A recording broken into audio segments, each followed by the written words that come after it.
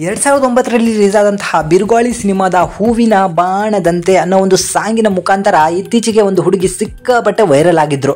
ನಿಮಗೆ ಗೊತ್ತಿರಬಹುದು, ಅವರ ಹೆಸರು ನಿತ್ಯಶ್ರೀ ಅಂತ ಹೇಳಿ. ಸೊ ನಿತ್ಯಶ್ರೀ ಅವರು ಇತ್ತೀಚೆಗೆ ಸಿಕ್ಕಾಪಟ್ಟೆ ವೈರಲ್ ಆಗಿದ್ರು. ಅವರ ಸಾಂಗನ್ನು ಎಲ್ಲರೂ ಕೂಡ ಸೆಲೆಬ್ರಿಟಿಗಳು ಅಂತಾನೂ ಕೂಡ ನೋಡದೆ ತುಂಬ ಜನ ಆ ಸಾಂಗನ್ನು ಸಿಕ್ಕಾಪಟ್ಟೆ ಟ್ರೋಲ್ಗಳನ್ನು ಮಾಡಿದ್ರು, ಸಿಕ್ಕಾಪಟ್ಟೆ ಎಂಜಾಯ್ನ ಮಾಡಿದ್ರು, ಸಿಕ್ಕಾಪಟ್ಟೆ ವೈರಲ್ ಕೂಡ ಆಗೋಯ್ತು. ಆ ಹುಡುಗಿ ಕೇವಲ 150 ಫಾಲೋವರ್ಸ್ ಇದ್ದವರು ಇವತ್ತು 50,000 ಫಾಲೋವರ್ಸನ್ನು ಇನ್ಸ್ಟಾಗ್ರಾಮಲ್ಲಿ ಹೊಂದಿದ್ದಾರೆ. ಯಾವುದೋ ಒಂದು ಶಾಲೆಯಲ್ಲಿ ಓದಬೇಕಾದ್ರೆ ಅವರು ಚೆನ್ನಾಗಿ ಹಾಡ್ತಾರೆ ಅಂತ ಹೇಳಿ ಯಾರೋ ಒಬ್ಬ ಮೊಬೈಲಲ್ಲಿ ಸೆರೆ ಹಿಡಿದಿದ್ದನ್ನ ಸಿಕ್ಕಾಪಟ್ಟೆ ವೈರಲ್ಗಳನ್ನು ಮಾಡಲಾಯಿತು. ಅದು ಹಾಡಿರುವಂತಹ ದಾಟಿಗೆ ಎಲ್ಲರೂ ಕೂಡ ಫಿದಾ ಆಗೋದ್ರು. ಅದು ಸಿಕ್ಕಾಪಟ್ಟೆ ವೈರಲ್ ಆಗೋಯ್ತು. ಇವತ್ತು ದೊಡ್ಡ ದೊಡ್ಡ ಮ್ಯೂಸಿಕ್ ಡೈರೆಕ್ಟರ್ಗಳು ಕೂಡ ಹಾಡನ್ನು ಹಾಡಲಿಕ್ಕೆ ಶುರು ಮಾಡಿದ್ದಾರೆ. ಈ ಹಾಡನ್ನು ಕಂಪೋಸ್ ಮಾಡಿದ್ದು ಅರ್ಜುನ್ ಜನ್ಯ ಅವರು. ಇತ್ತೀಚೆಗೆ ಅರ್ಜುನ್ ಜನ್ಯ ಅವರು ಯುವ ದಸರಾ ಕಾರ್ಯಕ್ರಮದಲ್ಲಿ ಈ ಹಾಡನ್ನು ಹುಡುಗಿ ಹಾಡಿರೋ ರೀತಿಯಲ್ಲಿ ಹಾಡ್ಬಿಟ್ಟು ಅದು ಮತ್ತಷ್ಟು ವೈರಲ್ ಆಗಿರುವಂಥದ್ದು ನೀವು ನೋಡಿರ್ತೀರಾ. ಆದರೆ ಈ ವೈರಲ್ ಹುಡುಗಿ ಈಗ ಒಂದು ಕ್ಷಮೆಯನ್ನ ಕೇಳಿದ್ದಾರೆ. ಹೌದು, ಆ ಹಾಡನ್ನ ಶ್ರೇಯಾ ಘೋಷಾಲ್ ಅನ್ನೋ ಒಂದು ದೊಡ್ಡ ಗಾಯಕಿ ಹಾಡಿರ್ತಾರೆ. ಆ ಹಾಡಿಗಿರುವಂತಹ ಬೆಲೆನ ನಾನು ಹಾಳು ಮಾಡಿಬಿಟ್ನೇನೋ, ಆ ರೀತಿ ಹಾಡು ಹಾಡಬಾರ್ದಿತ್ತು ಅಂತ ಹೇಳಿ ಎಲ್ರಿಗೂ ಕೂಡ ಕ್ಷಮೆಯನ್ನ ಕೇಳಿದ್ದಾರೆ. ಬಟ್ ಆ ಕ್ಷಮೆ ಏನಕ್ಕೆ ಕೇಳಿದ್ರು ಅಂತ ಹೇಳಿ ಖಂಡಿತವಾಗಿ ಗೊತ್ತಿಲ್ಲ.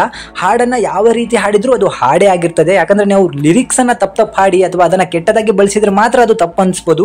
ಬಟ್ ಅದೇ ಲಿರಿಕ್ಸ್ ಅನ್ನ ನಾವು ಬೇರೆ ಬೇರೆ ಒಂದು ಟ್ಯೂನ್ಗಳಲ್ಲಿ ಬಳಸ್ಕೊಂಡು ಹಾಡಿದ್ರೆ ಅದರಲ್ಲಿ ತಪ್ಪೇನು ಇಲ್ಲ. ಅವರು ಕೇಳಿರುವಂತಹ ಕ್ಷಮೆ ಏನಕ್ಕೆ ಅಂತ ಹೇಳಿ ಖಂಡಿತವಾಗಿ ಗೊತ್ತಿಲ್ಲ.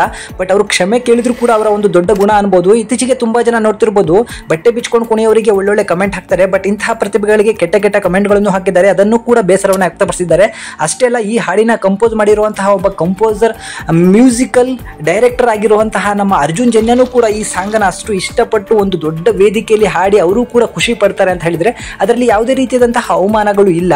ನೀವು ಹಾಡಿರುವಂಥದ್ರಲ್ಲೂ ಕೂಡ ಯಾವುದೇ ರೀತಿಯಾದಂತಹ ಅವಮಾನ ಆಗಿಲ್ಲ, ಆ ಸಾಂಗಿಗೆ ಯಾವುದೇ ಧಕ್ಕೆ ಆಗಿಲ್ಲ. ನೀವು ಹಾಡಿರೋದು ನಿಮ್ಮ ಒಂದು ಪ್ರತಿಭೆಯಿಂದ ಹಾಡಿದ್ದೀರಾ. ಹಾಗೂ ನಿಮ್ಮ ತುಂಬ ಯಾರಿಗೂ ಕೂಡ ವೈರಲ್ ಆಗದೆ ಇರೋದು ನಿಮ್ಮ ಮಾತು ಅಥವಾ ನಿಮ್ಮ ಒಂದು ಧಾಟಿಯಲ್ಲಿ ಆ ಸಾಂಗ್ ವೈರಲ್ ಆಗಿದೆ ಅಂತ ಹೇಳಿದ್ರೆ ಅದು ನಿಮ್ಮ ಅದೃಷ್ಟ ಅಂತ ಅನ್ಕೋಬಹುದು.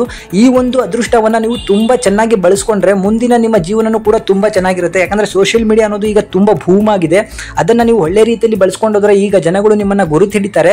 ನೀವು ಯಾವುದೋ ಒಂದು ಕಂಟೆಂಟ್ ಗಳನ್ನ ಇಟ್ಕೊಂಡು ಒಳ್ಳೆ ವಿಡಿಯೋಗಳನ್ನ ಮಾಡ್ಕೊಂಡು ಹೋದ್ರೆ ಮುಂದೆ ಜನ ಇದೇ ರೀತಿ ನಿಮ್ಮನ್ನ ಕೈ ಹಿಡ್ಕೊಂಡು ಹೋಗ್ತಾರೆ ಅಂತ ಹೇಳಿ ನಾವು ಹೇಳಲಿಕ್ಕೆ ಇಷ್ಟಪಡ್ತೀವಿ. ಕ್ಷಮೆ ಕೇಳಿರೋದು ನಿಮ್ಮ ದೊಡ್ಡ ಗುಣ. ಬಟ್ ಕ್ಷಮಿಸಬೇಕಾಗಿರುವಂತದ್ದು ಯಾರೂ ಕೂಡ ಇಲ್ಲ. ಯಾಕಂತ ಹೇಳಿದ್ರೆ ಅಲ್ಲಿ ಯಾವುದೇ ರೀತಿಯಾದ ತಪ್ಪುಗಳು ಆಗಿಲ್ಲ.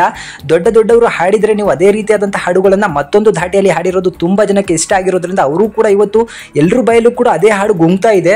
ಸೊ 2009 ಅಂತ ಹೇಳಿದರೆ ಈಗಾಗಲೇ 16-17 ವರ್ಷಗಳ ಹಿಂದೆ ನಡೆದಿರುವಂತಹ ಹಾಡನ್ನ ಈಗ ವೈರಲ್ ಮಾಡಿರುವಂತಹ ದೊಡ್ಡ ಗುಣ ನಿಮ್ಮದಾಗಿರ್ತದೆ. ಸೊ ನೀವು ಯಾವುದೇ ರೀತಿಯಾದಂತಹ ಕಮೆಂಟ್ಗಳಿಗೆ ತಲೆ ಕೆಡಿಸ್ಕೊಳ್ದೆ ಮುಂದಿನ ದಿನಗಳಲ್ಲಿ ಇನ್ನಷ್ಟು ಪ್ರತಿಭೆಗಳನ್ನ ಹೊರಗಡೆ ಹಾಕಿ ಅಂತ ಹೇಳಿ ಈ ವಿಡಿಯೋ ಮೂಲಕ ನಿಮಗೆ ಕೋರ್ಕೋತೀವಿ. Thank you.